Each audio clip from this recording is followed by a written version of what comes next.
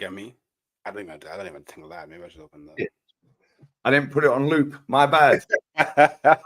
Didn't put it on loop. Apologies. We're back again, guys. New guest. Yeah, and I'm going to say this for all the cheap seats at the back. Yeah, I've had a stinker and hooked proper. Yeah. I'm going to say this for everyone locked in. Yeah, anyone cusses him off and goes over the line, yeah, you're kicked out. You're banned. You won't be able to comment. I don't care whether you've been here since day one. Yeah, nobody fucks my guests off. You can have banter. I've never watched this guy's channel before. I've just been saying backstage. Yeah, I've never seen this guy or met this guy before in my life. I don't know what he's going to say, but Northside, when I was watching him on Flawless's channel, and Daps tonight mentioned this guy. So I was like, look at this guy on. Yeah, 600 subs. Yeah, does YouTube content. Make sure you sub to his channel. It's in the title. You click on it, it takes you straight to his channel. Make sure you sub. But Hooks, what are you saying, my bro? What are you saying? You know what? Yeah, I'm good. Yeah, you know, I can't lie. Yeah, I feel like Ethan Wanyeri now when he got called up to the Arsenal first team. Like, yo, I'm a small little YouTuber. You get me on the big boys channels. Yo, I can't. And you know what's mad as well? Yeah, this is what's crazy. Yeah, so I don't know anyone out there that's like trying to do something. Yeah, just keep going in it. Cause I used to watch all you man back in the day, and then I made the decision. Yo, I'm gonna try and do this YouTube thing. And then what? I've only got 600 subs and I'm sitting on Liga's channel. Like, you get me? So, yeah, I'm gassed. I feel like I'm lifting the one trophy Arsenal never been able to lift, Champions League. Get me? Nah, come on, man. Now, do you know what it is? Yeah, I say this all the time. Like, I said this to Northside. Like, when Northside, I started doing shows with Northside, he was on Never a Foul. Yeah, bless up Never a Foul. Make sure you sub to them. But he was on 50 subs. Bro, if I like the vibe, yeah, which I did with him, I'm like, yo, let me get this guy and see what he's saying. Yeah, the fact that he said, yo, Hooks and Daps has said it, albeit I've never met Daps. Like I was saying backstage to you, like, and we know a lot of people, me and Daps, that are the same people. So it's like, yeah, and he's cool. Like, I've known him online for years. So it's like, if two people that I have collabed with or still do collab with are saying, yo, this guy's sound. Yeah, I'm like, okay, cool. Let's get him on, see what he's saying. I don't know anything about your opinions on Arsenal, whether you rate the manager, rate any of the players, whether you like go to games, been to games, rate it. I don't know, bro. So this is going to be off the cuff. Boy, but we gonna learn. What it is. We gonna learn, man. We gonna learn. Hey, big up Northside though. But Northside's a real one, bro. I'll never forgive it. I'll never forgive him. Yeah. He cooked me on one of his streams, yeah. Call me the mixed race Charlie Sloth. When he called me the mixed race Charlie Sloth, I was like, oh, bro. Perfect. Perfect.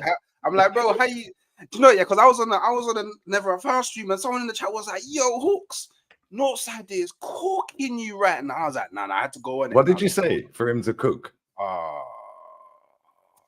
Damn, I'm about to get another cooking in it. Do you know what I think it was? No, my chat's respectful though. I can't lie. Yeah, these are all real ones. I recognize all the names in it. Yeah, there'll be the odd idiot every now and again, but if they overstep the mark, yeah, which they don't normally, to be fair. I've had a gal on this channel, bro, so you're probably chill unless you're that deluded.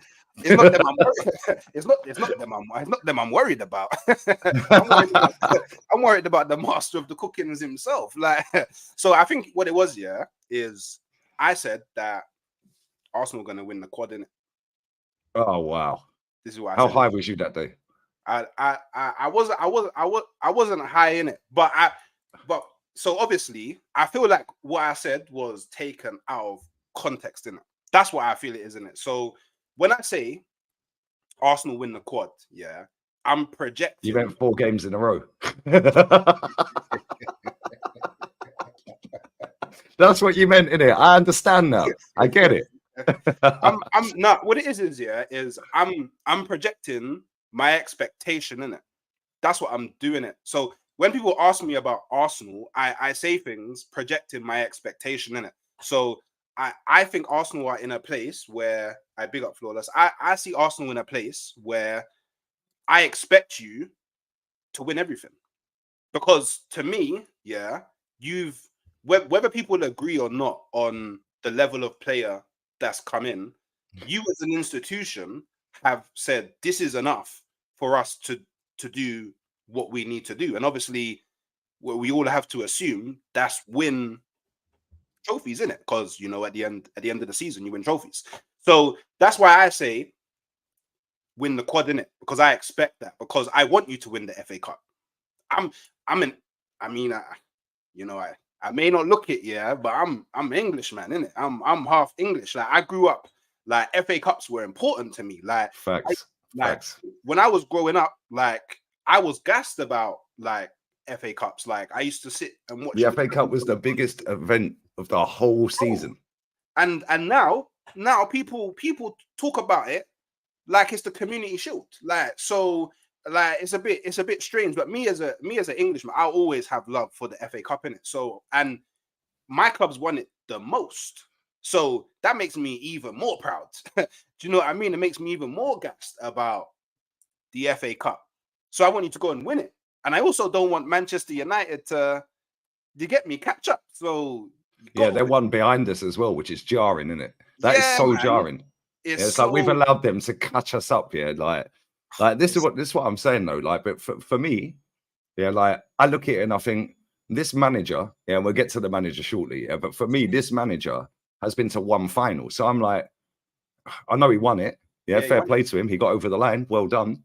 Yeah, and I'm looking at it now, and yeah, he's got us in title race, but I'm thinking his track record in the FA Cup has been a shambles since he's won that. Third round, fourth round, third round, fourth round. And I'm like, and his League Cup record, what, semi-final? He got to a Europa League semi. It's like, that's why I don't want him here. If he gets over the line and wins the title, I even said this at the start of the season. I've said it all season. If we finish 10th and win the League Cup, get another 2 years, bro. Yeah, because I just want a trophy, innit? And I see Arsenal win a double in 93 and finish 10th. Yeah, so it's a cup double.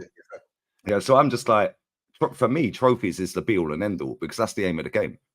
So I hear what you're saying, but let me ask you this here before we delve into managers, players, all this here.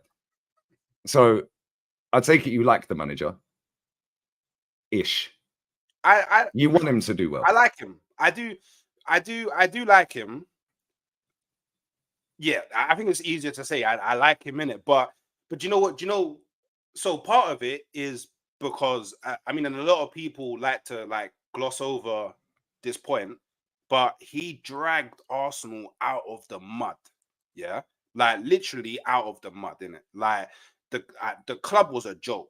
Yeah, let's be. I mean, some will argue it still is a joke because you know we haven't won anything, but he definitely took us from down here to now we're up here in it. And one thing that I believe is before you can even win a title, so I'm speaking specifically about the league, before you can even win a title, you have to be able to compete for the title. And he's taken us from a place where, let's be real, we was nowhere near competing for a title. Like, yeah, we was getting top four, but everybody knew we was never going to win the league, right? I mean, maybe bar that one season where Leicester won it, but that was a freak of nature in it, and that's for another day in it. But he's grown Arsenal. So I mean, a lot of the debate now is, can he take Arsenal over the line? And I think with the brand of football that he plays, yeah, the connection that he has with the players, yeah, because we do have a young crop of players, like they've grown with him being the manager. So they whether we like him or not, they buy into his ideals in it. So yeah, whether they we like him or not, they like him, definitely. They like him in it. And for me, that's the important part in it. I don't need to like him. I don't need someone else to like him. I need the players to like him. And the players right now, they like him. If that changes, then cool. We have to have a conversation. But he's a manager who tactically, yeah, he's able to adapt. He's actually tactically figured out managers as well. He's someone who, when he first came in, he acknowledged that I can't play the way that I want to play with the crop of players that I have. So he played more pragmatic. When he played more pragmatic, we won a trophy. And I mean, I guess, and maybe that's why we've kind of come a bit full circle now, because I feel at times, especially away from home, we play pragmatic. So maybe he's kind of through his growth, he's realized that, okay, the brand of football I wanted to play, I can't play it all the time. There's scenarios where I need to change it up and be more pragmatic and accept that, you know, we're going to be on the back foot and set pieces, isn't it? But we're the set piece kings. Yeah, and you know what's funny as well? Yeah, I see so many people slew us about set pieces, but before Arsenal became the best at set pieces were a good thing. It's like I said, dog was a man's best friend until Arteta got a dog. Everybody loved trees. Oh, that dog, man. Seriously, don't start me on that dog, bro. Swear down. Everybody I loved trees. swear that dog the dog don't rattle me. The fact that we brought a dog rattles me. But you know, okay, okay, I can so look, so in my career, yeah, I've been a coach, but in a different sector, so in different discipline, innit? So I worked in the technology sector, and I had to basically coach teams into hitting high performance, so they was able to deliver value to customers, in it. So I'm well aware of how important it is to do extracurricular things to bring a group of people together to make them do more. Like it. So happy people are the most productive people, and things like the light bulb, like trying to explain something in football terms, but outside of football terms, so they can understand it in a different kind of setting, helps young people. Like even the pickpocket thing, the pickpocket thing. Yeah, Yeah, like there's a lot of probably people, Romanians off the Tower Bridge. yeah, Like I yeah. said, yeah, the free card trick and that. Get the pickpockets in, bro. You know what I'm saying? These are big up my Romanian G's, couple sus, yeah, couple sus, French frates and that. You know what I'm saying? But yeah, when you look at it at face value, you're like, well, yo, what the hell are you doing? Why are you getting people to rob our young players? But but the message that he's trying to convey is you have to be aware of your surroundings. And we all know on the pitch, you have to be aware of your surroundings. So if there's another way that I can teach you to be more aware, it's going to become a behavior that you're going to pay more attention. And we see, and I mean, it's no like kind of coincidence that we've become defensively better because we are more aware. So he's basically doing things outside of a football context that apply to a footballing context, which I think is amazing coaching. And I quite like the idea of having a manager that doesn't just do the bog standard things, like doesn't just hire okay, you're gonna run this session and then you're gonna run that session, and attacking is gonna be you, and you know what I mean? Like he's kind of involved in everything. So yeah, he runs that club top to bottom, every aspect. And I mean, I know Wenger died out, you know, through his reign. He died, he fell off a cliff in it, like personally. But those first like 6 to 7 years, he was epic. Yeah. And Arsene Wenger, I was the biggest Wenger fan in the world back then. Exactly. And do you know what? Yeah, so when that was all happening, I was a kid in it. I'm an old man, but he's funny. I'm an old man, but I'm not as old as some, but I am an old man. I was a kid growing up, and that Wenger period is when I hit, like I was old enough to comprehend what was happening, and it's like it's the stuff that still powers me on today. Like that's why I still have these there, man. Because until they win, so I'm not even taking the piss. Yeah, come on. This is signed by Henry himself. So yeah, I've had this one ready to go. I had this one ready to go. The young G's, Ralph. Yeah, do you know what I'm saying? With my ball, Tierney at the lead. Yeah, yeah. But now it's like I had to put that on ice, and Tierney will probably be gone. But that's been there since we bottled the 8-point lead. Yeah, and it's like I look at it. The one thing I'll give Arteta credit for, he does give a shit. Yeah, 100%. That guy gives a shit. Yeah, but at the same time, I look at it and I just think like. It's all well and good giving a shit, but I don't care if you give a shit. Just get me over the line, mate. Yeah, it's like I'm look at the size of my forehead. It's now a 5 head. Yeah, you're probably bald under that cap, bro. You've been pulling your hair out. Yeah, do you know what I'm saying? Like watching this team. Yeah, but at the same time, it's like defensively we're very good, but he's got PTSD. Yeah, from that 8-point lead. Yeah, because where I feel he fucked that 8-point season up, yeah, it wasn't the Man City game 4-1. Yeah, that ultimately took us off a cliff and we never recovered from that point. Yeah, it was the fact that we stopped playing the football we were playing that got us in that 8-point lead. Yeah, it was like, bro, we're slapping everyone. No, not slapping them in terms of scoreline 7s and 8s and that. Yeah, but we were playing everyone off the park. We were so good to watch that season. And then it got to the point where it was like, yo, we might actually win the title right now. Yeah. And then he changed it. And he went straight back to, like doing stupidness, stupid subs.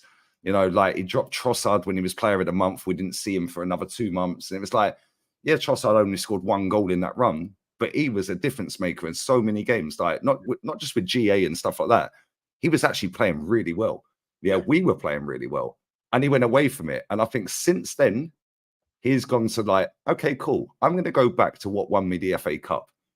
Yeah, yes, he's not so much playing the 5 at the back, which won us that FA Cup. Yeah, but let's not forget in that FA Cup win, we did have Aubameyang. Yeah. And Aubameyang was so cold, man. Yeah, he was. Yeah, and I get why Aubameyang and him fell out because he didn't respect him. He didn't respect Arteta. Yeah, he didn't respect him. He was like, I'm Aubameyang, bro. You're playing me left wing back.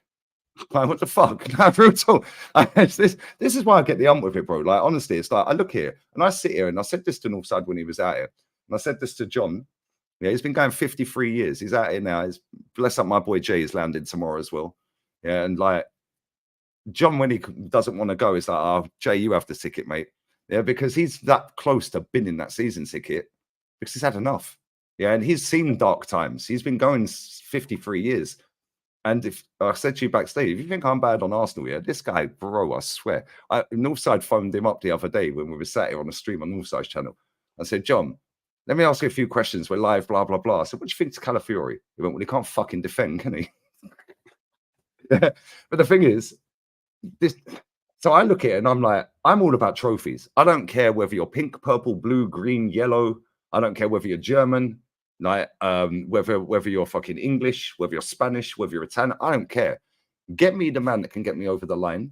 Get me the man that can get me the wins. Yeah. And I've always looked at it as like league finish. I don't see progress in a league finish, yeah. Because if we take it, he's had the job 5 years in December. If you take the last 5 years of Wenger, we finished 4th FA Cup, 4th FA Cup, 2nd no cup, 5th FA Cup, 6th.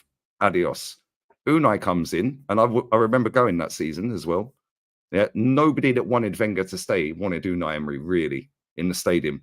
They didn't back him from day one. The club didn't back him because they wanted Arteta, and then Unai came in because they interviewed him first as well. And the atmosphere was weird in the stadium that Unai Emery season. We started off with a loss to Man City, then we started off with a loss to Chelsea away. And it was like the 2 hardest teams to fucking start with. Like Chelsea were champions of Europe by then, I think. Or no, it was that season they were champions of Europe. They won it. Yeah, but they were a good team still. Yeah, and Man City were champions. So it's like you started with the hardest. Then we went on a 20-odd game unbeaten streak. But when we're in the ground, like people are like, nah, we're winging it. We're winging it. Yeah, like cause I remember the West Ham game. They should have gone 2-0 up at half time. I think it was Snodgrass missed, and Czech made a good save, but he should have buried that at half time. We would never have come back from that. Everyone brings up the Watford game, 31 shots against. We didn't lose that game. Yeah, I remember us losing 3-0 under this manager at home to Aston Villa.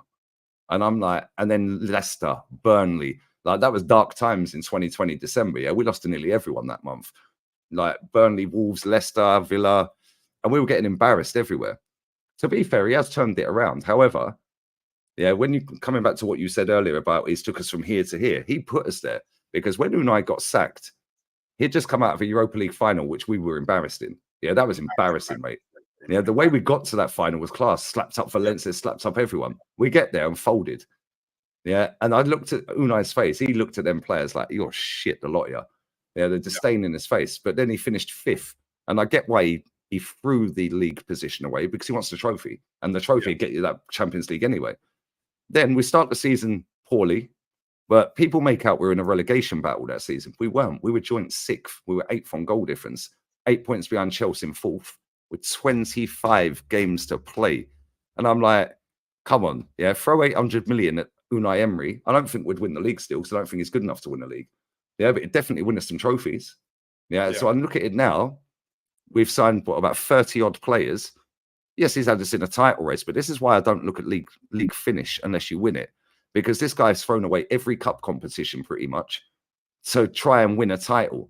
Yeah, bro, you know, growing up in London and that, you can't go from, well, anyone in the chat, any guy in the chat, you can't go from like being a virgin to pamming a 10 out of 10.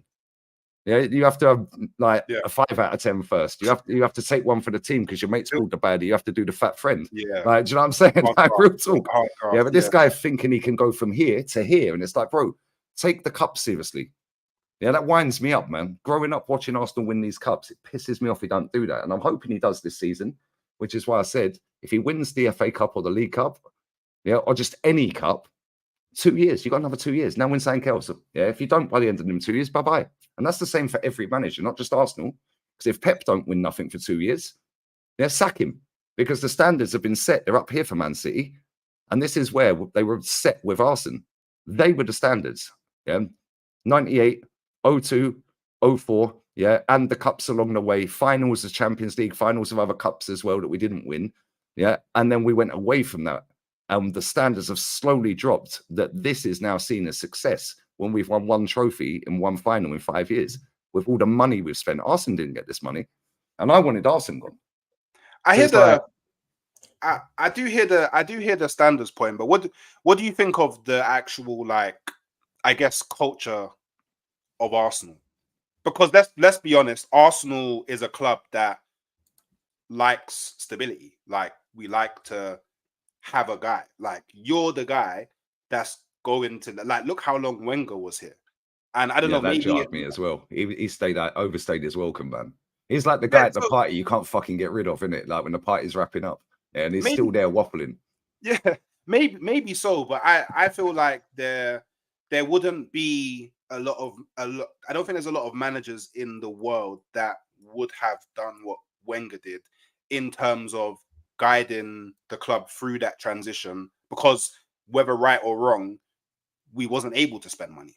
Like, we just wasn't spending money. And I don't think Mourinho would do it. I don't think Ancelotti would do it. Any big manager you can think of, I don't think they're doing what Wenger did. So yeah, I wanted him gone from maybe about 2016. That's when at least I can remember going, okay, like enough's enough. Enough's enough, yeah. Like, enough is enough. So I wanted him out after the 8-2 in 2011. I said, no, I'm done with this guy. Yeah, RIP Claudio, yeah, big up Claude, yeah. He was at the Champions League final and he said, yeah, he wanted him sacked straight afterwards. Yeah. He said, like, taking off Bobby Pires and then taking off Seska as well afterwards. Yeah, like, no, that's unacceptable. We should have won that game. Yeah, but that's a different issue. But like, for me, the Arsenal Football Club always tries to do this, we're a classy club, we're doing it the right way kind of thing, yeah. Right. But a lot of fans don't realize, yeah, and I know I'm going back donkeys. We were the Bank of England club back in the day. We were doing what Man City are doing now. Yeah, like with the money. We got voted back into the Liga at Tottenham's expense. Yeah, because we did the brown envelopes and all that. Yeah? And it's like, people don't, and this is what pisses me off with modern fans now. Yeah, they don't educate themselves. Listen, I don't know everything about Arsenal, but that's why I appreciate Jez's time. Yeah, I appreciate Kenny's time, because they've lived in the area. Yeah, they grew up when it was like you could meet the players, they talk to you and shit. Yeah, and it's like, and Kenny still goes.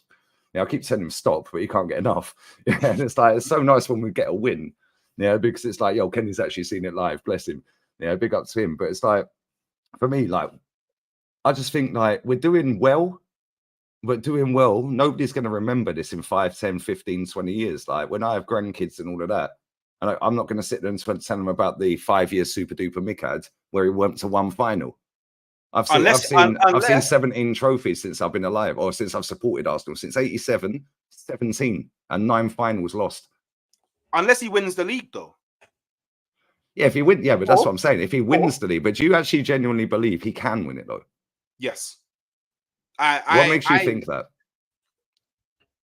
I believe currently, we're the best team, I will maybe say best positioned team to win the league, given the scenario that Man City currently finds themselves in. That may change if in January they go out and Subamendi comes in, somebody else comes in, and they upgrade their squad, and we don't respond. So that's the thing that I'll be looking for, because I don't expect us to do anything major in January. But if Man City go and do something major and Liverpool go and do something major, I expect us to respond. But until then, this is my line of thought. We was literally one win. Convert any draw or any loss we had last season into a win, and we win the league. So that shows how far we was able to push, man. We literally took it right down to the last game of the season. I think we've improved our squad since then, and I think what we've been able to do so far this season in terms of surviving at the Etihad with 10 men for a whole half, that is hard. Yeah, surviving at the Etihad with 11 men is difficult, but to survive with 10 men, crazy. To do what we did at, can I swear on your channel? You can say whatever you want. I call people see you next Tuesdays on there, bro. So like, do you know what I'm saying? Like, I call Edu a see you next Tuesday loads. Like, yeah, so you can swear, bro. Because if you want to say see you next Tuesday, yeah, maybe probably best say pussy instead, because X gets away without demonetization. Yeah. Oh, okay. All right, cool. I'll bear that in mind. But basically, I grew up literally in Tottenham. I grew up like pretty much in Tottenham. Like my grandma actually lived on the road of the stadium. Yeah. And to me, I always call it Shite Hart Lane.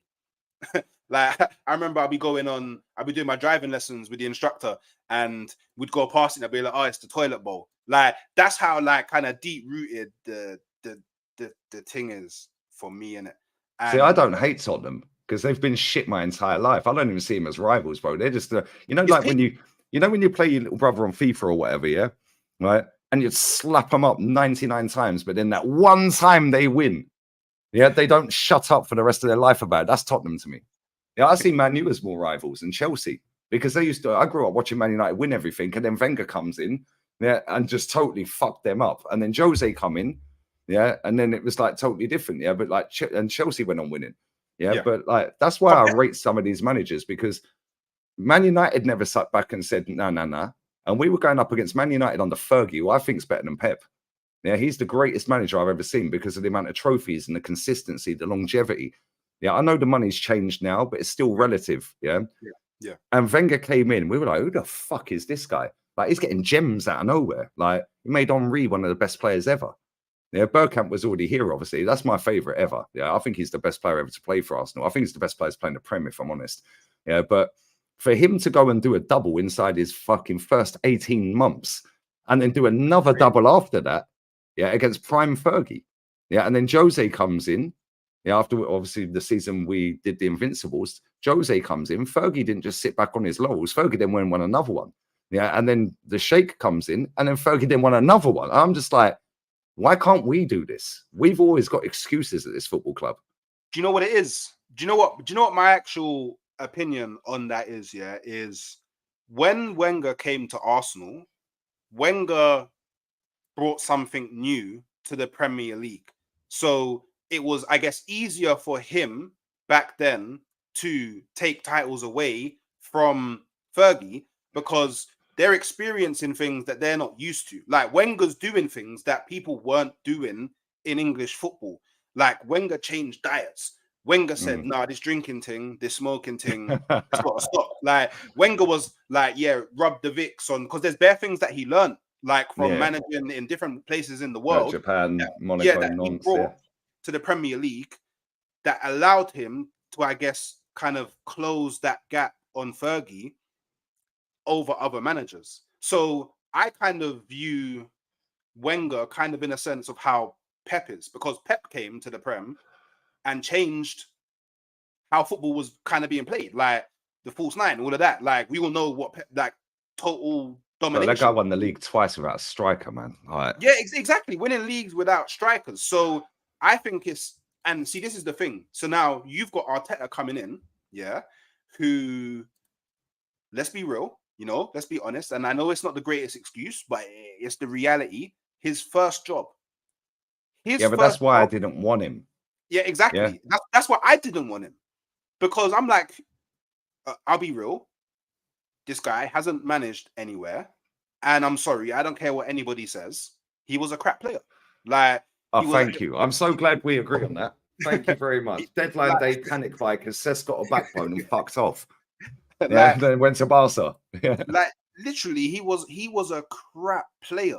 But he like I'm sorry, like I cannot explain how much he used to frustrate me when I used to watch him play in it. But The odd penalty don't fool me, brother, and the odd free kick. Exactly. Yeah, exactly. But yeah, it's his first job. So I can't hate on Arteta for it being his first job. Yeah, if they offered, sorry to cut in there, if they offered us the job, yeah, and we were sitting there putting out cones for Pep, we're taking it. Yeah, but at the same time, the audacity of this football club, yeah, and this Kroenke family, and I'm on the Kroenkes, forget Arteta for now, yeah, I'm on the Kroenkes now, yeah, because they've given him the money. They've backed this guy to the hilt. He's had everything. Yeah, this guy runs. I know factually, this guy runs everything. If he don't want you in a press conference, you ain't going in, no matter who you are. Yeah, I know this shit. Yeah, right. But at the same time, it's like the way they've marketed this guy. Yeah, it's very much like I don't know. It's the journey. It's like he's like the Jude Bellingham of managers. Yeah, he's decent, but the way they're marketing the Jude and him. It's like they're amazing. They've been there. Oh, they're the greatest. They're the next. It's like, no. Calm down a little bit. Like, this guy needs to do it. And that's why I didn't want him, yeah. And I know you said you didn't want him. Yeah, I wanted Ancelotti when Wenger went, and I wanted Ancelotti when Emery went. Yeah. And Ancelotti went to Everton. We could have got Ancelotti. That guy's won everything everywhere he's been, right? So apart from Everton. Oh, what did he do at Everton? Well, he beat your manager home and away. Yeah, and finished 3 points behind them, and had Everton top, and got James Rodriguez in, who's, by the way, better than fucking Martin Odegaard will ever be. Yeah, and they're still balling out in Spain now for Vallecano. Yeah, but for me, it's like, I look at it and I think the managers we could have had, yeah, under this ownership, and I know it wasn't a full ownership when Wenger was there, and it was when or just before Wenger went. Part of the problem. Yeah, but I think there's still a problem because, like, for me, it's jobs for the boys. How can you sit on All for Nothing, yeah, which our guy did, Richard Garlick, yeah, and he's now our CEO. How can he sit there and agree with Edu that we couldn't get any money for Aubameyang because he's over 30? We then give him to Barca. He wins the title, scoring 17 goals, yeah, and then they sell him to Chelsea for 12 mil. And it's like, and then Richard Garlick got promoted into Vinay's role off of that. It's like, now, come on, what are we doing here? If that was any other job, you'd be sacked for making that decision. He got promoted. Yeah. And I'll just land this point and I'll let you go. Yeah. Right. For me, I'm like, all the managers that were available, if you want to do a youth project and all of this, because the way this club, bro, they got the best marketing team in the world, I swear. Yeah. The way they, apart from the Premier League, because the Premier League's the worst league in the world with the best marketing, but this club has got such sick PR. And this manager, I don't know who his agent is. Yeah. But he's connected to everyone in mainstream media because the PR is crazy. You got ex-players that have won it all saying he's great. He's won one trophy. And it's like, come on, anyway, that's another stream. My point is, yeah, like all the managers that are out there, I'm not against Arteta being manager if you've managed and done well. Yeah, like a Xavi Alonso. Xavi Alonso managed Sociedad B team. Yeah, so now he's gone there and you're like, boom, he's rinsed Bayern Munich. Invincible. You're like, what, with Granit Xhaka in midfield? Cool. The managers that are available to us, yeah, that we could have got, yeah, I wanted Allegri, personally. Yeah, see, I wanted Allegri. If we couldn't get Ancelotti, go and get Allegri. I wanted Conte. Yeah, but then all the managers that I mentioned, two of the three that I've just mentioned, or we've mentioned, Allegri and Conte, I wanted Jose. I would have took Jose in a heartbeat, mate. That guy's a bastard. Yeah, I'd love that guy in my club. He is the Portuguese, yeah, George Graham. Yeah, Simeone I would have took in a heartbeat. But every time I mentioned them managers, they play shit football. Bro, we literally park the bus as soon as we score and we're set piece kings. Yeah. What's the difference? Because now it's seen as dark arts. It's like, bro, these men were saying no to these managers, but they would get over the line doing it. We don't. And the fact that we took it to the last day of the season, cool. Yeah. And bigging up the away record, that we have, fantastic. We've got a great away record. I'm not worried about the away record. I'm worried about losing to or drawing to Fulham at home, drawing to Tottenham at home. Yeah. Drawing to Chelsea away, a shit version of Chelsea back then. I know they're coming back up again. Yeah. Losing to West Ham at home. Could have been 3. And Raya saved a pen. It's like Southampton drawing 3-3. Yeah, 2-0 up at West Ham, 2-2. We're 2-0 up. I swear down, we were 2-0 up at Anfield, yeah? Right? I can't stand Zinchenko. Yeah, we're 2-0 up at Anfield. As soon as that second goal went in, I said, get him off and get Tierney straight on the pitch. What did he do? As soon as the second goal went in for Liverpool, the equaliser, he brings Tierney on. I'm like, he's taking a fucking piss. That is why I don't rate him. Because do you know what? The best managers... Yeah, and he's learning on the job at one of the biggest clubs and one of the hardest jobs. Yeah, but one of the most easiest pleased fan bases in world sport, let alone football. Because you could just put out a load of PR. They look, Why is it every transfer window they suck off every player we're linked to? Bro, half of these men are scrubs and they ain't happening anyway. Like, let's be real. Any player that comes to our club, yeah, they gas up. Calafiori will be back in Italy at FC Como in 2 years because he ain't fucking good enough. There's not one single Italian centre-back, yeah, that has ever come to the Premier League, yeah, that has directly joined from Serie A to the Prem that has ever done well. Not one. He'll be the exception to the rule. This guy can't defend. Yeah, he's the Zinchenko, bro. And he will be back there. But it takes 2 years. So when I say it, they go, you're just being negative. I said the same about Zinchenko. I said the same about Jesus. So many other players, bro. Like, and it's like 2 years, like Smith Rowe. I said sell him last summer. Oh, you're negative. When we sell him this, oh, great business. It's like, come on, what are we doing? And this is why I get the ump with the PR. Because the PR cons people into believing it. Then the biggest channels get hold of it. The biggest Twitter accounts get hold of it. Yeah. Then you've got rival fans that suck off our club, yeah, for their own personal fucking game. They know who they are because I've called them out enough times. Yeah. And Man United and Spurs fans and Chelsea fans sucking Arsenal. Fine shame, oh God.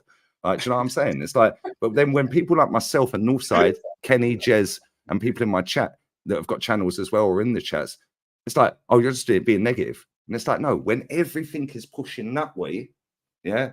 And then 2 years later, I'm still right. 4 years later, I'm still right. When do these people wake up and go, do you know what? They might actually be onto something, you know? Yeah. That's why I get the ump. I hear what you're saying. It must be mad frustrating, and I can and don't get me wrong. I do feel like on the whole, a lot of Arsenal fans are kind of on their way there. Like, they're just getting to the station a bit late. Like, they get into the airport a bit late, but they missed the bus. They missed the bus. But a lot of Arsenal fans are finding so. But I don't think it's something that will necessarily change completely, and I also don't think that it's something that is unique to the Arsenal fan base either. But it's just Arsenal is just massive. Like, in terms of like social media, internet presence, Arsenal are, I would argue, the biggest club. I know maybe my algorithms are messed up because I'm an Arsenal fan, so it will show me more Arsenal stuff. But I'm pretty sure I could make a new Twitter or Instagram or whatever and just target football posts, and the majority of posts I would see would be about Arsenal. Well, I follow 0 people on Twitter. Why do I get shown anyone? Like, real talk. Why do I get shown anyone? Yeah, that's how they do it. And this is the thing. This is how I know players watch. Yeah, bless up to everyone locked in. Big up Double A as well. Yeah, bless up to you, my guy. Yeah, but this is how I know that these players watch stuff. Right? Declan Rice follows me on Twitter. Why? That's mad. I don't follow anyone, bro. And he's not tweeted since he joined the club. Why is he following me? I was rather he didn't follow me, if I'm honest. Yeah, because every time I'm putting Declan Rice or Declan Couscous, stinker and hooked. Yeah, he must see it. But it's good though. Is that okay? This is how, I don't know. If I was you, this is how I would view it. Yeah, is I think that Arsenal should be at this standard, so I communicate in this way. And a first team Arsenal player is following me and seeing my views on where Arsenal should be. I guarantee you, Rice is showing people in the camp, and that's part way away to like changing mentality. Do you get what I'm saying? Like, yeah, see, that's how I view that, because I know that if these players are so egotistical at times, yeah, they've got a lot of time on their hands as well. Yeah, they're sat in hotel rooms, bored out their head. They can't drink, they can't go out partying. Yeah, there's cameras everywhere. There's CCTV. There's birds everywhere. They're going to get in trouble at some point. Yeah? We've seen this all the time. Yeah, we've seen it loads of times over the years. Yeah, so it's like, but then after a game, yeah, like if it's a home game, they can go home. Yeah, they can go and see their wife, their kids. If they're single, they might go and chill at their mate's house. But then they'll go, oh, let me see what Twitter's saying about me because I scored today. Yeah. And now they're going to get post after post after post. Yeah, right. They've just typed their own name in. Then they'll go on YouTube. Yeah, and if they watch Sky Sports on YouTube, yeah, and the highlights of the game, yeah, blah, blah, blah. Now the algorithm, yeah, maybe some of them are in the chat. Maybe they're posing in the chat as somebody else. Who fucking knows? I don't know. I don't know who's viewing, bro. I don't know what these people look like or who they are. But now they've watched Sky Sports or they've watched the Zone Sports like I get in Spain or whatever it may be. Next time they open YouTube, yeah, they're going to get shown, your video, my video, Rance's video, or the next up might be me, fuming, Arsenal 3, Southampton 3, sack him. Yeah. And they're probably sitting there all going, look at this guy, he's a fucking knob. Or they're going, yo, actually, he's got a point. We're actually not that good. Yes, then maybe, who knows? I don't know, bruv. Yeah. But the thing is, the one thing I'll say, I don't care who, I'd rather he don't follow me. Yeah. Because I know when he drops a stinker, I'm going to tell him he's dropped a stinker, but maybe he likes that. Yeah. And I'm not trying to make it just about him because I know that Granit Xhaka, can't stand certain content creators on AFTV. And I know that factually. Yeah. Real talk. Yeah. Obviously, he don't play for us anymore. We also know, that Garnachas, trans 17, we know his brother's active on Twitter, and I think he's blocked Rants. So we know he's watching. Yeah. And this is the thing, I would always say my real opinion. If Arsenal win and play well, I'll say, yo, buzzing with that performance. 5-1 against Bolton, although they should have had 2 penalties. Nobody brought the VAR up. Oh, there weren't VAR in that game. That's why. PSG, I was sat my feet up. I said we'd slap them. They're shit. Yeah, and we should have slapped them because they are shit. But then as soon as we beat Southampton, and I put fuming league on a fan cam or pissed off league or whatever it was, oh, you're a disgrace, you're this. I was like, that performance was shit. That was a shit performance. Yes, we had loads of shots. We had 1 shot on target in the first half, and that was in stoppage time from Partey. Second half, we got the goals, cool. But it took us to go 1-0 down again, get punched in the face again before we started playing. Leicester, I was on edibles. My missus fucked me up that night. I'd never done them. She'd never done them. Stinker and hooked for League Gunner, biblical stinker and hooked. Floating around the universe and that. So I didn't watch that game back until the next day. Then I did a fan cam. That Leicester game, that goalkeeper was on smoke for Leicester. Like, he was crazy. On another day, we win that 6 or 7. But their 2 goals, the first goal was mad unlucky. The second was screamer. What a goal. But again, that comes back to Calafiori. Why is he ball watching? Close your man down who volleyed it. And it's like little things like that I look at, because a lot of people, they're watching the game, but they're not watching the game. And this is why I get Kenny on as well. Not firstly because he's a very good friend of mine. He's like a brother to me, an older brother. But he's at the games. So we're following the ball on TV. He can see the whole pitch. And this is why I sit there on shows and the chat I know. I just go, watch 29 for a minute. Just watch him for 5 minutes. Watch what he's doing against Brentford. This is against Brentford. I know he scored the goal that won the game in the end, I was like, this guy's hiding behind the referee so he can't get the ball. And I swear down he was hiding behind the referee. And he stands in places at times where there's 4 players around him and he's in like the middle, but it's not one of them where he can just do a quick flick around the corner, or take an immaculate first touch and then bop it around that way. Martinelli does it as well. And I watch it like that and I'm just like, this guy's fucking hiding, mate. Fair enough, he scored the winner, so he gets a pass. Oh, he scored the winner. But I'm not one, I don't give a shit. If you score a winner, I look at your whole performance. And I do this not just for him, but I do it for Partey. I do it for Declan Rice. I do it for every player on the team. I'm like, Saka, I didn't even know Saka was on the pitch today. And then he'll get a goal and everything's forgiven. And that's where I get the ump with it. Because it's like, you got all these sofa score apps and foot mob apps. And they're like, oh, but he got a 9.3. He got a goal and 2 assists. Yeah, but he played shit. And that's where I come from, but that's because I'm older. So I don't care about. Go on, sorry. But isn't that a good thing though? Like, can you not see like the good side in your players not playing good or performing well, but grinding out what needs to happen for us to? Because I'm pretty sure if someone said to you, all right, everyone on the team can play Nang every game, but you win 0 trophies, or you can play dead every game and scrape it, but you win the league. You're taking that one because I've seen that under George Graham in 89. Exactly. I had the VHS. But in 91, we played amazing, and we won the league as well. So it's like he could adapt. But the problem is, we're playing dead football and not winning, and we played great football under this manager the season before last, and we won nothing. And it was like he had that maybe new manager bounce because we won the cup. And it's like he's got rid of all the players bar Saka and Tierney. And Saka sat and held bench in the semi and the final. My border Tierney played both. Started the final and that. So it's like, but then he phases out all of the people that actually won. And that for me is a red flag. You've got rid of every single person, whether you liked him or not as a player, whether I liked him or not as a player.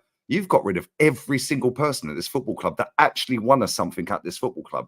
Surely and then replacing them with the likes of fucking Pablo Marie, Cedric Suarez. But that's Edu. Oh, don't even get me started on. But Edu, I can't stand Edu. But at the same time, Arteta is a manager of the football club. He has a massive say. He's not in the negotiations, of course, but they pick what and identify what type of player they want. And they agree, we have this much budget, we can go to this, what's your pick? Surely Arteta has a list of players, 1, 2, and 3. Yeah, another red flag for me. This guy has not signed one striker since he's been our manager. Not one right winger other than Marquinhos. That was a backhander. I'm telling you, that guy was a free signing and he paid 3 million for him. Yeah. Why? To keep good relations. So why didn't he sign one striker in 5 years? Because surely Arteta wants a striker, but he don't want a striker because he thinks he can change. It's like pulling a hoe. She's been on OF, and then and you think, oh, she's hot, but you didn't know she's on OF, and then you realize she's on OF, and you're like, I can change her. This is this manager in this club, bro. Oh, I can change Willian.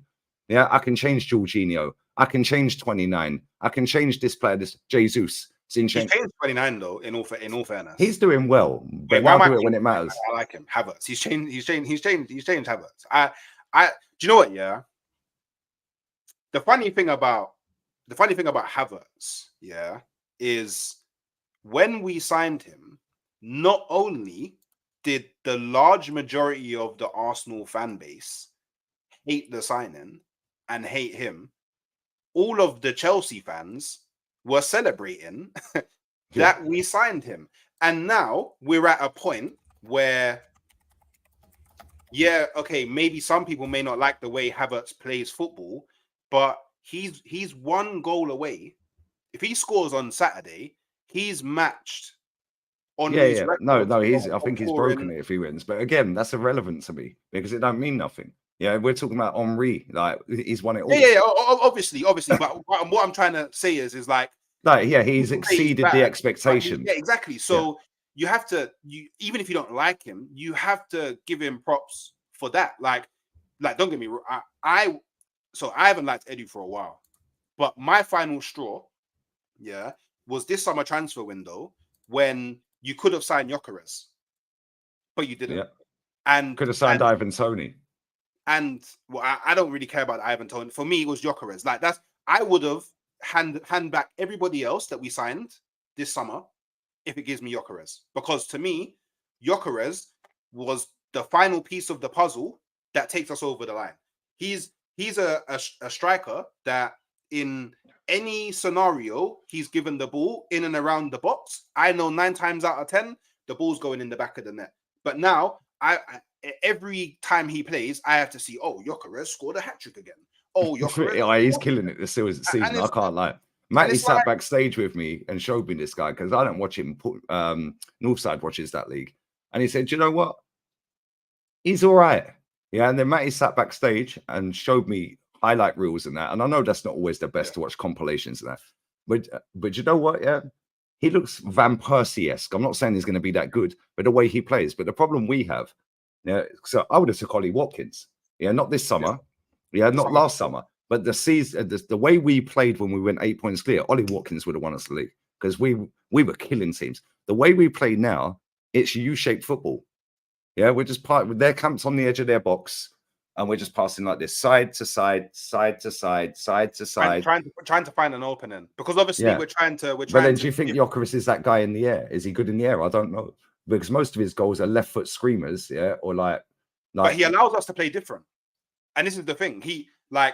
We play this way because we don't have a Gyökeres. But if we had a Gyökeres, we would play different. If you get what I'm saying, it's like. No, I hear it. But this manager and this club haven't decided to buy a striker in 5 years. And that for me is a massive red flag, bro. Yeah, because we've got rid of a striker. We've got a Bolivian who's posing as a Brazilian who's openly admitted he can't score goals. Yeah, we had a goalkeeper who's fucking said he can't concentrate, and we've got a left back who said he can't defend.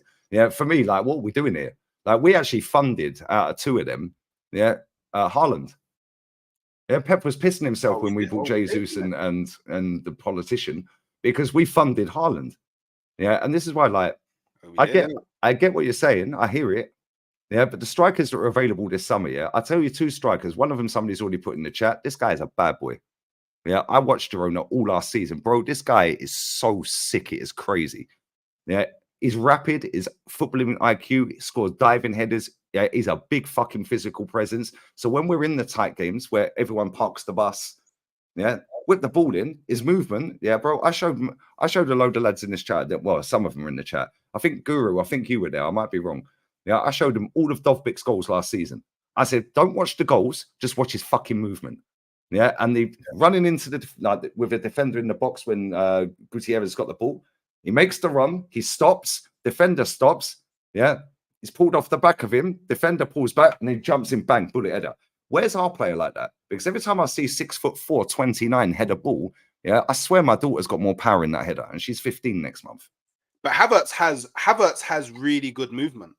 I think Havertz. He's quick as well. I can't lie, he's quick. He's a very intelligent player. Like he's at.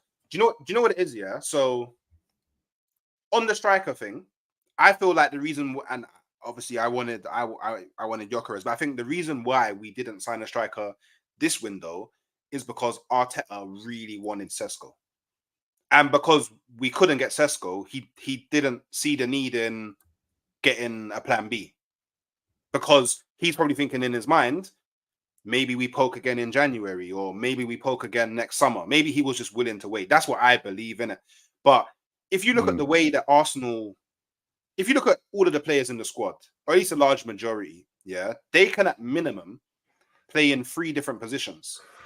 So our squad, whether the quality is at a level that you want it to be at, it's arguably the most positionally fluid team in the Premier League. And that suits the way that we play, because when you watch Arsenal play, it's all about moving and players rotating and interchanging positions. So we have a lot of intelligent players. So that's why I feel like it's taken us a very long time to sign a striker, is because he doesn't believe there's a striker out there that's worth the money that can play the way that he wants. But that winds me up, because like, that's arrogance. We can put it. We can put it down to arrogance. But I can't fault Arteta for being arrogant, because there's better people. You have to have arrogance. I get it. Yeah, like arrogance. I'll respect Arteta for the fact that I didn't think we'd be unbeaten right now. Yeah, exactly. I thought we were going to lose some games with the run and the injuries. I respect Arteta to the point where he actually gives a shit. Yeah, and I think in his head, he's pissed off with this club for not giving him what he wanted this summer, because we wanted Sesko. Yeah, I'm adamant on that. Yeah, but at the same time, yeah, man said, "Where's the beer? I need to grab one out of the fridge." Yeah, smash the likes up as well. There's over 400 in it. Get these likes up. Make sure you sub to his channel as well, guys. It's in the title. Big up to Hooks here. Whether you agree or not, it's nice to have somebody actually, because everyone says, "Oh, he only gets people on that actually don't like Arteta." Well, here's one that actually likes quite a lot of things that I don't. Yeah, and we're not sitting there screaming and shouting at each other, are we? Yeah, because this is what it is. We're adults. But the two things I'll say, yeah, right. Number one, yeah, 29. I'm not going to call him 29 until he wins me a trophy, whether he scores in the final or not, or if he scores the winning goal that wins us the league, cool. Then he's called, you know what. Yeah, but at the same time, the one thing, and people that watch me that are in here on a daily, yeah, I like the fact he's a shithouse. Yeah. Look at the Liverpool game. He threw the linesman's flag on the floor. He grabbed it out of his hand. Yeah, he got Konate sent off. Yeah, and he was giving it the big one to Van Dijk and elbowing him and all. I like that. Yeah, I've seen players do that. Yeah, he's basically our Fellaini. Yeah, he'll pull out to the left, he'll pull out to the right, and now that's the out ball. Yeah, and Kenny, I never knew this because in TV you don't look quick. Kenny said he's rapid. Yeah, and I'm like, are you mad? He goes, bro, I can't believe how quick he is. Yeah, right. The second thing I'll say, yeah, he can play in multiple positions, but I want him up front because we ain't got a striker. But the strikers that are available, and I said this all summer, whether you like these players or not, there's something completely different to what we have. Morata. Yeah, Morata is 10.5 million quid. 10.5 million. And he was sat on the bench for the second half of last season at LA. He'd definitely sit on the bench at Arsenal then, wouldn't he? Now, you're 1-1, tight game. Yeah, it's true. Yeah, or you can take 29 off at the Etihad and you can bring Morata on, who's quicker than him, more skillful than him, and knows where the back of the net is more often than him. Dovbik, 30 million euros, bro. That's 25 million pounds for the pair. We could have got the pair of them for 35 fucking million. Yeah. And I'm looking at that thinking, well, Dovbyk definitely would have come. He would have sat on the bench. You could start him in the Bournemouth game tomorrow. You could start him against Southampton. You start him against Leicester. Some of the bigger games, maybe you want to go a different route and you can bring him off the bench. Yeah. But instead, we're bringing Jesus on. We're bringing Sterling on. Yeah. Mikel Merino. Yeah. He had a great game the other night for Spain. Yeah. Spain absolutely so good to watch, man. I swear to God. Yeah. Right. But I look at their squad and I just think like they don't really have a superstar other than Yamal. Yeah. And Rodri. Yeah. There is a Carvajal maybe. But there's no other real superstar in that team that you go, yo, he's top draw. Because Morata's not top draw. Morata's a donkey, but he's a donkey that bags. Yeah, his goal the other night for Spain, he stunk the whole gaff out. I was screaming at the telly, get him off, get him off, get him off. Yeah, and then bang, he scored a great goal. Yeah, totally killed the game off. Well, they battered him anyway. They should have won about 15-0. Yeah, but it's like, I look at that and I just think, for 35 mil, we could have bought 2 strikers. Yeah, we could have then utilized 29 somewhere else if you want to play him when Odegaard's not there. And we're coming back to what you said earlier, and I'm going to grab a beer quickly, yeah, and I'll let you land your rebuttal, yeah. When you said like the missing piece is a striker, I totally disagree with that. Yeah, we need a striker desperately. Yeah, we need a right winger. Yeah, because as much as I think Saka's a very good player, yeah, he's not what Arsenal fans think he is.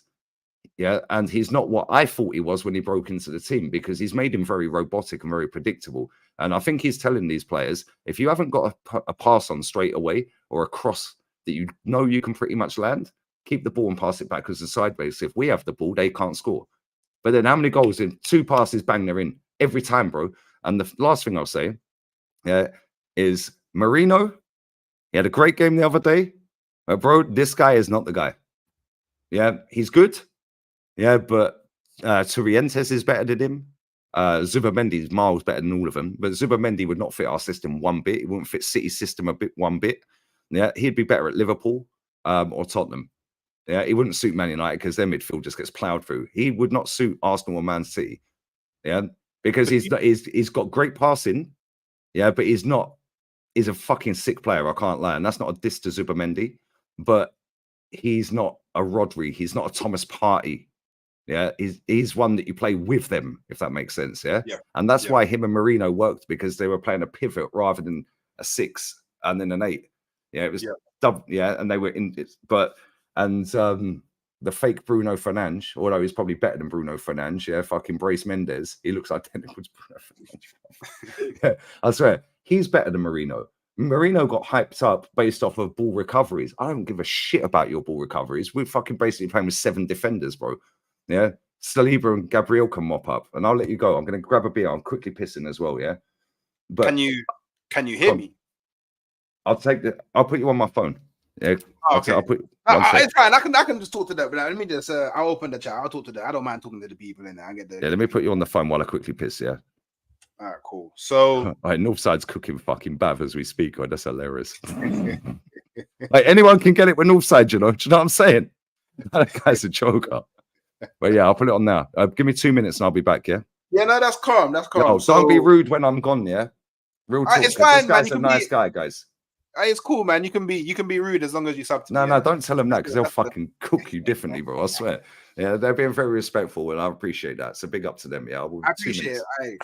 I love for welcoming me, chat. So on the Saka point, yeah. So for me, I think Saka is by far the most disrespected player in the history of football, yeah, because Saka's inevitable.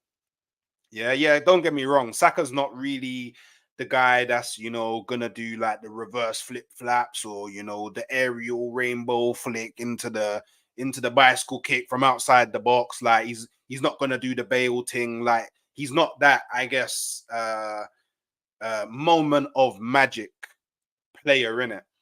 But this guy is a workhorse. Like I don't think there's anyone in world football that plays on the wing that gets involved in so much defensive actions as Saka, yeah? And for the way that we play, it's perfect, yeah? Saka's inevitable. Yeah, he's predictable, but he's inevitable. Everybody knows what Saka's going to do. Saka's going to cut in onto his left foot, and he's either going to whip it into the back post or he's going to shoot. But look, how often is he stopped? Rarely. And he's actually, and I mean, I've seen Lee talk about corners. He's not the fan of the corners, but it's another layer that he's added to his game. Like, people need to remember, yeah, this guy was a left back. Yeah.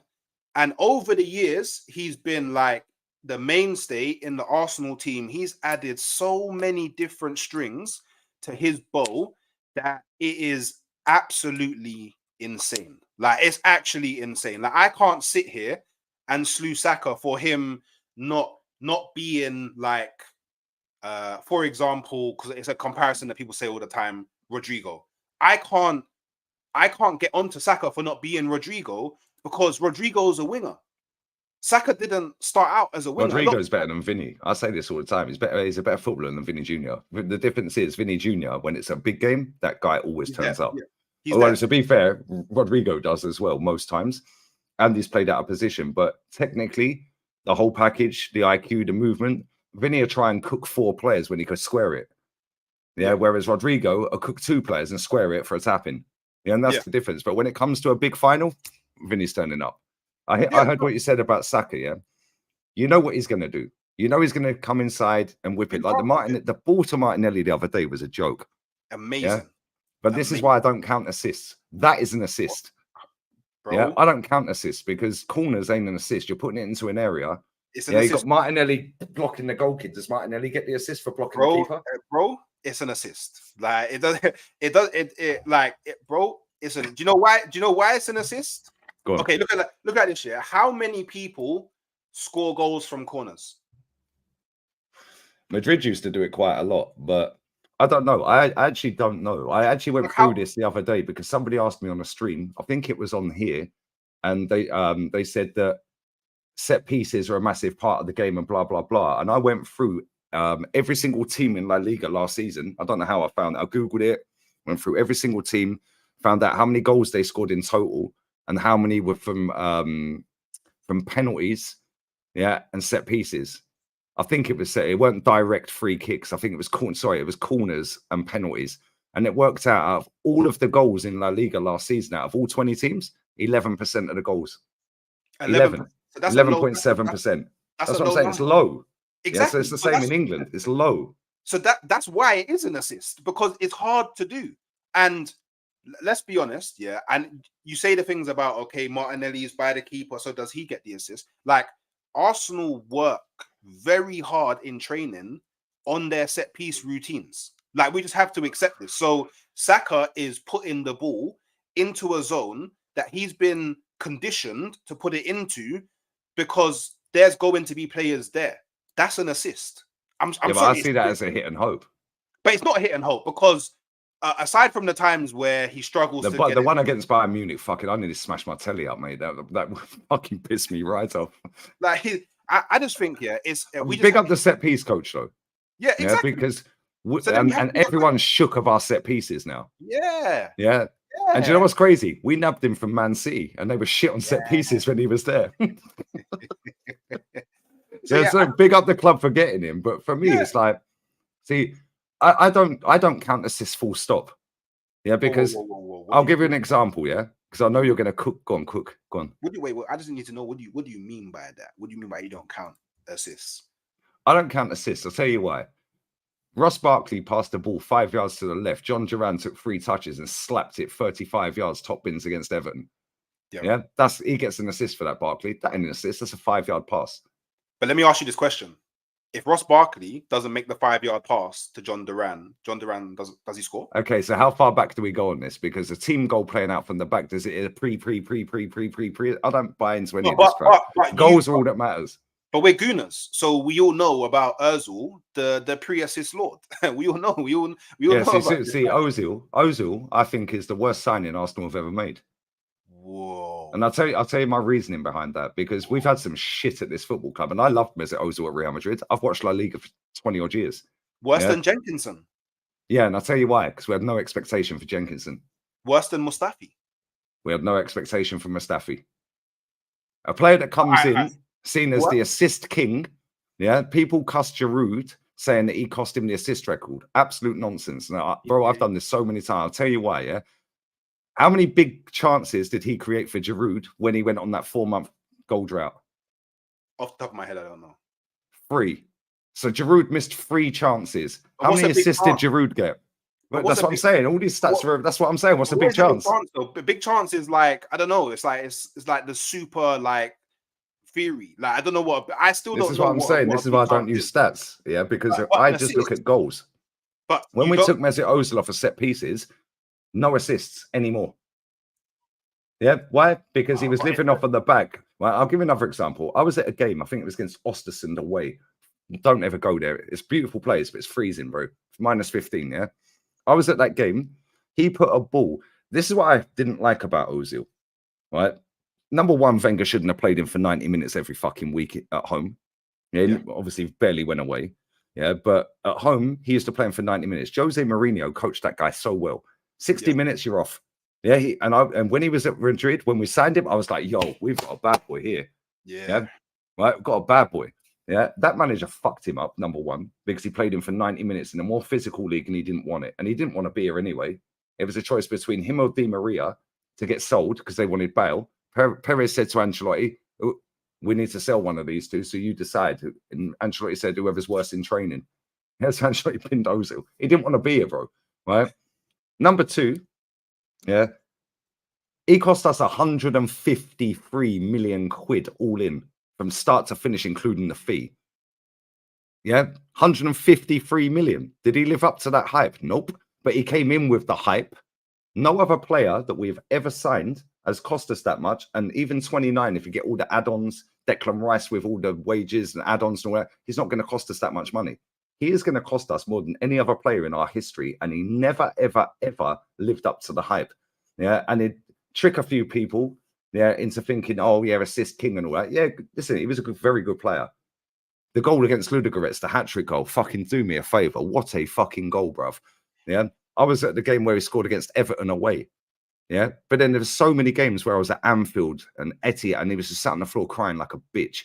The FA Cup final against Chelsea, I was at that final, 2017. Best game he ever played for Arsenal.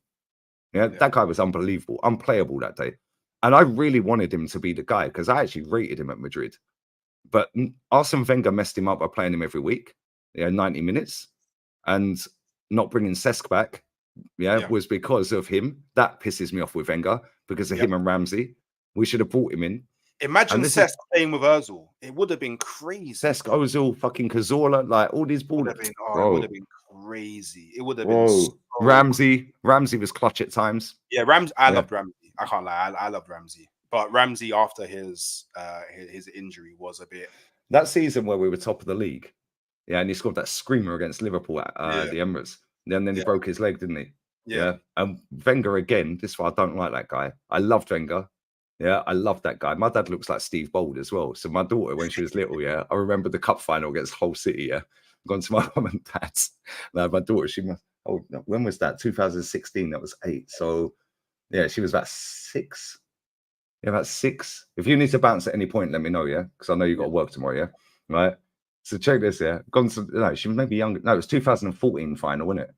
Yeah, it was the 2014 final. Yeah, so she was about 4 or whatever. Yeah. 4 or 5, yeah, and my dad looks identical to Steve Bold, just shorter, right? And we walked in the house, and she goes, "Granddad, are Arsenal going to win today?" Yeah, and he goes, "Yeah, they won the cup, they'll win it." Yeah, we're 2-0 down after 8 minutes. I'm looking at him thinking, "How the fuck are you getting out of this one, then, mate?" Like real talk, how are you getting out of this one? Just like. How comes you're on the sofa, but you're also sat? Because I used to call Arsene Wenger God back in the day, innit? Yeah. I loved him, even though, because I said to her, I used to call him God. She used to wind me up at 4 years old. Yeah, but that's God. Yeah, she's got my banter, bro. I was like, he ain't God anymore. Yeah, he ain't fucking God anymore. He was God back then. This 2014, after I wanted him out 3 years. Yeah, my little one's so fucking funny, man. Anyway, yeah. So anyway, he goes, it was pre-recorded. They played the game yesterday. Arsenal won. Yeah, and we're 2-0 down after 8 minutes, and Gibbs clears one off the line. I'm looking at him thinking, "You're finished, bro. How the fuck are you getting out of this?" Yeah, And then Santi Cazorla scored, and then fucking Mertesacker, and so it was Mertesacker, wasn't it? And then fucking Ramsey scored the winner. I said to him after, I'll still take the piss out of him now. I was like, you've had a touch with that one, mate. I swear down. Yeah, I said, you've got a fucking touch with that one.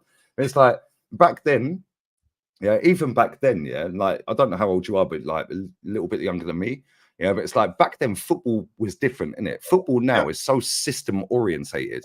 Yeah. And this is why, when coming back to the whole Saka thing, yeah, Saka doesn't get you off your seat. Yeah. And that's why people don't rate him. And you said he hasn't got that special, like. That's now, though. Because do you remember when he was first coming through? That's why I rate him. And this man just fucks him.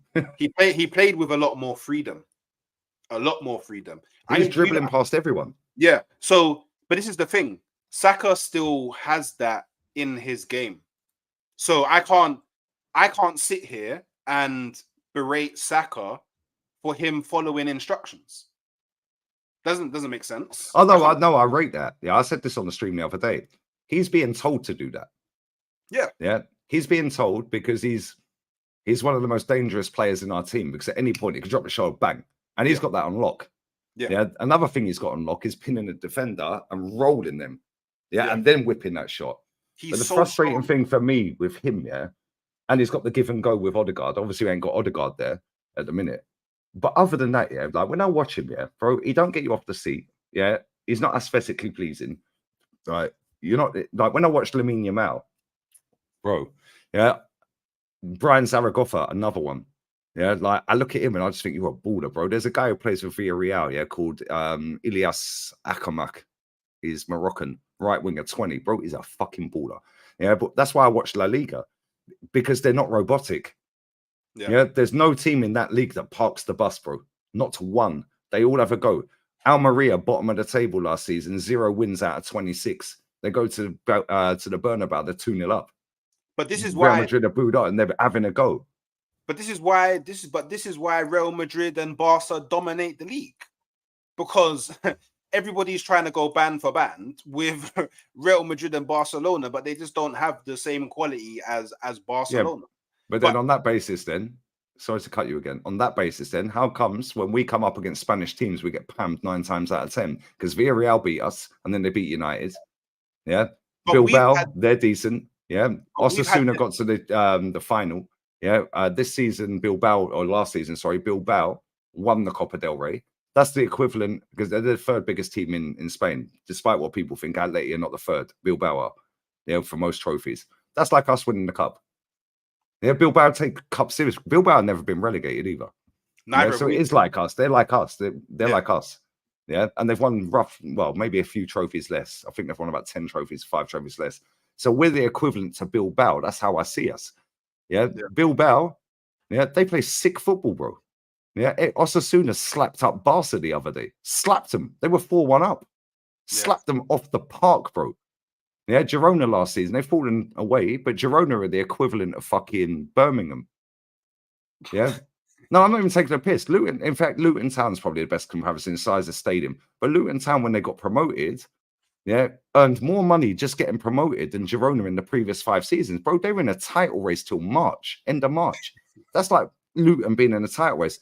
But in England, we have this snobby attitude of, oh, yeah, well, we can't compete with the big teams. We'll bin the cups because the league finish is worth more money. Spain, the money don't roll like that out here. It's different the way they structure their payments.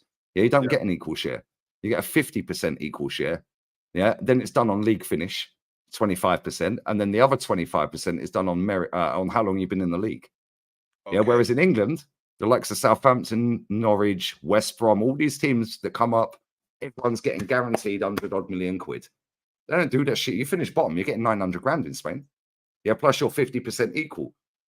Yeah, and if you ain't been in the league and it's your first time back in it, that's all you're getting. And that is why I like watching this league, bro, because they always play good football, bro. I can't lie. I watched not too long ago. I watched a La Liga game. I think it was Celta Vigo versus they've been someone this season. They've been balling, bro. It was Celta Vigo versus, but to me, was it Villarreal? The 4-3? No. It wasn't Villarreal. It wasn't Villarreal. But I think, was it Las Palmas? They got Januzaj on right wing, bro. Ollie McBurney up front. I think it was. It might have been Las Palmas, yeah. But this game that I was watching was so dead. Like, so because to me, I'm watching it and the ball, it just keeps on going back and forth. Like, Yeah, but I like that. Yeah, but I get it, but it's like they're trying to do things, but all they're really doing is just losing the ball. And I wish that in the Premier League you kind of had that freedom to do that. I do, because it does make football more interesting to watch. It makes it more of a spectacle, right?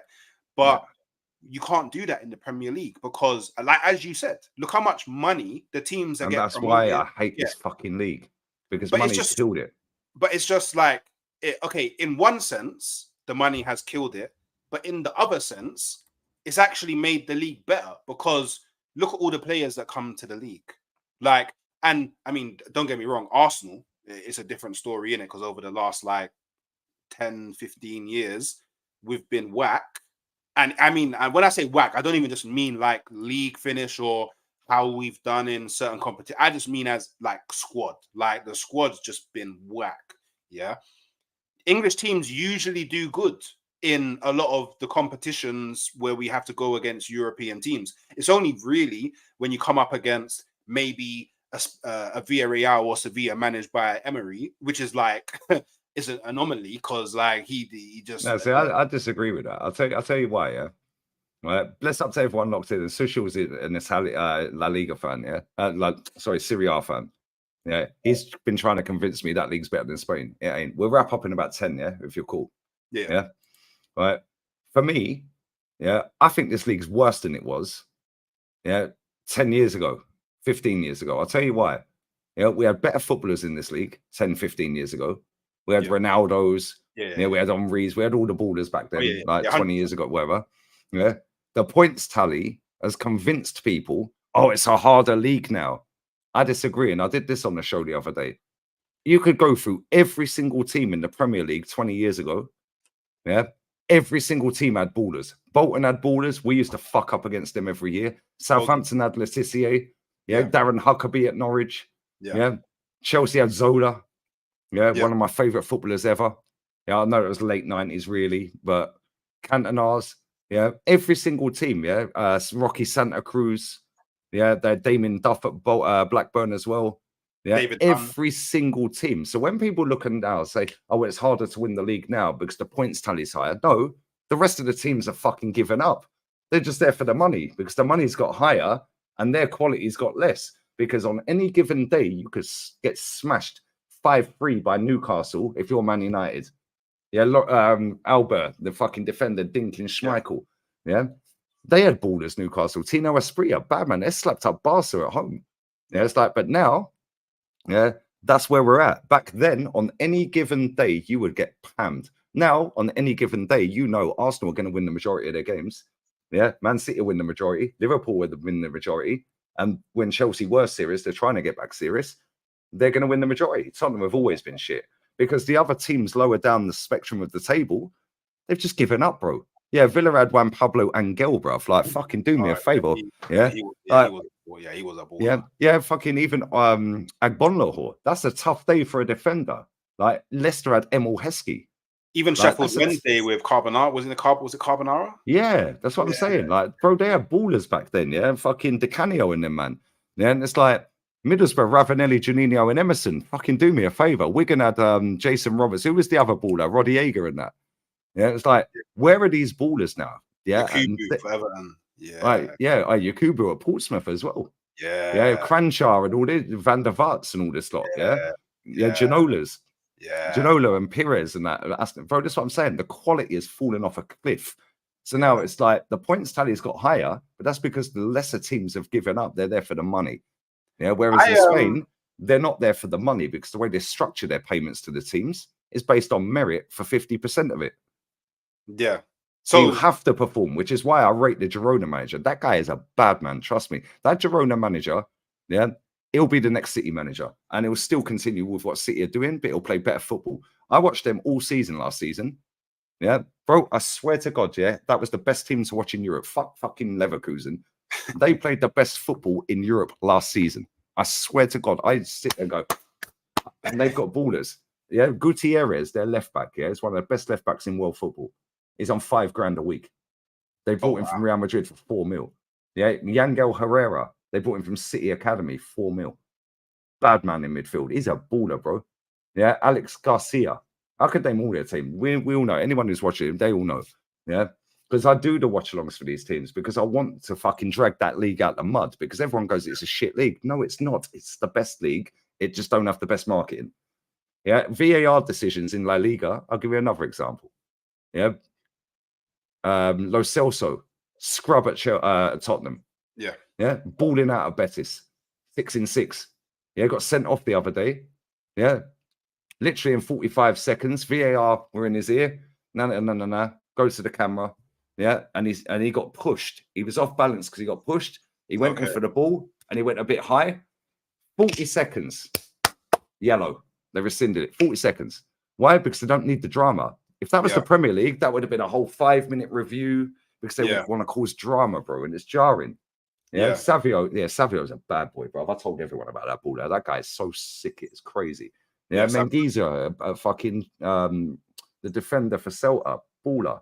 There's so many ballers in this league, bro. And that's why when I watch La Liga, it's not a copy and paste of the week before. You see something different. Yeah. Premier League, I know what I'm getting this weekend. It's the same boring, fucking methodical, robotic crap I had last 2 weeks ago. Yeah. Every game's the same. In all fairness, though, Nottingham Forest did beat Liverpool at Anfield. Like I know you say teams have given up, but I feel like there's maybe a certain subsection of teams that they go into the season thinking if we just get 40 points, we're cool. I don't disagree with that, but I think whereas back in the past, maybe you had more teams that were playing, I guess, better football because they had better individuals, man for man, if you compare now to then. I think on the whole, it's harder to play teams. Like, it's hard for Arsenal to go to Fulham. It wasn't always like that. It's hard for Arsenal to go to West Ham. It wasn't always like that. It's hard for us going to Bournemouth on the weekend. We'll win, but it's going to be a hard game. Like, it's not, we're not just going to go there and steamroll them over. Like, look at Leicester.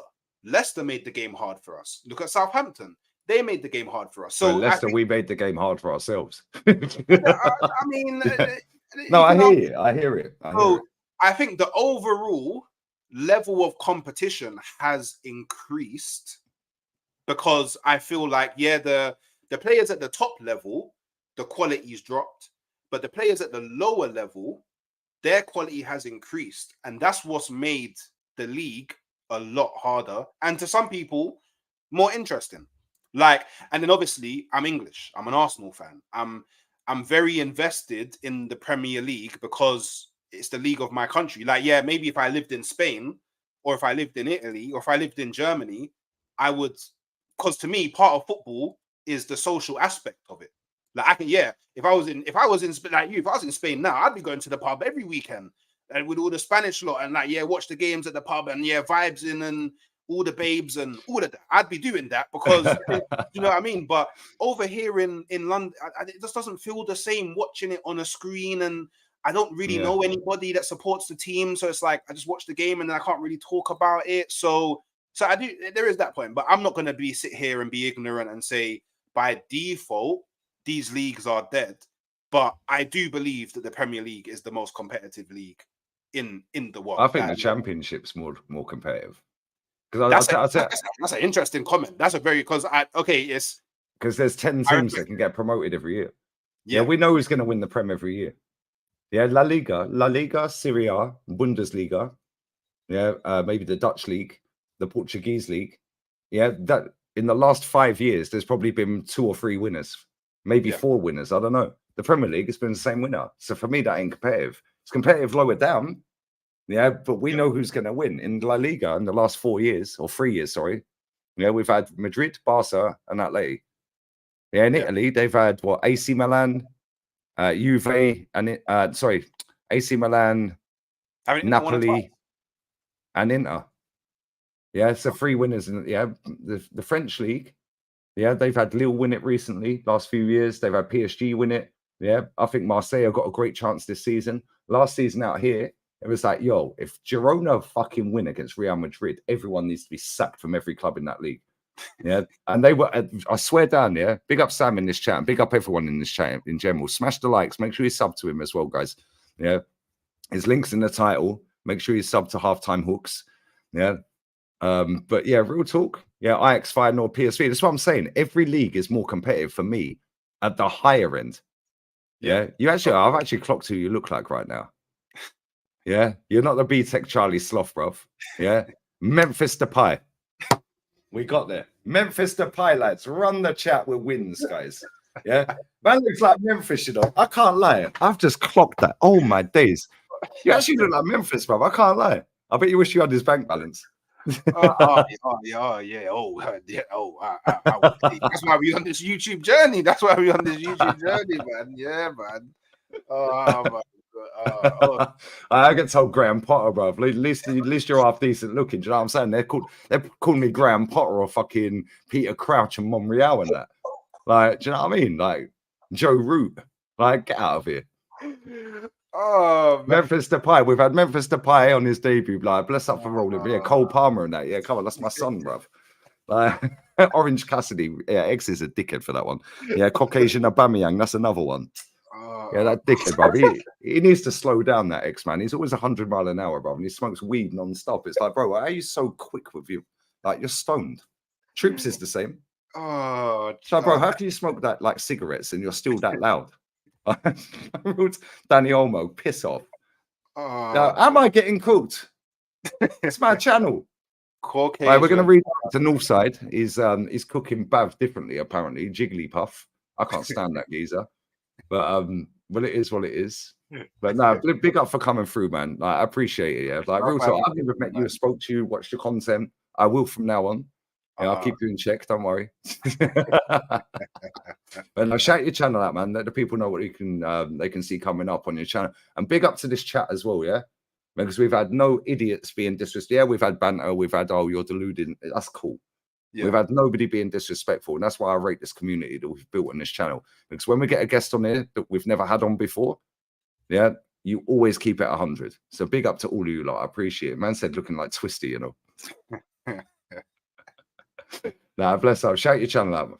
Appreciate you coming on. Hey, man. Yeah, no, love for having me on. You know, I really appreciate it. Obviously, my channel's Halftime Hooks. I'm currently trying to figure out the direction to go with streams, but I drop a video literally every day. I think I've been doing it for like the last 2 months. So hopefully soon the subs will rise. Hopefully soon the views will rise. And, you know, once I figure out the direction to go, I'll be streaming pretty much every day anyway. I'm kind of consistent in that sense. So, yeah, I mean, if you're like an Arsenal fan, that's, I like to think pretty level-headed, you know, and got a bit of banner. You know, come on. No, you're good, man. I can't lie. Yeah, you have got banner.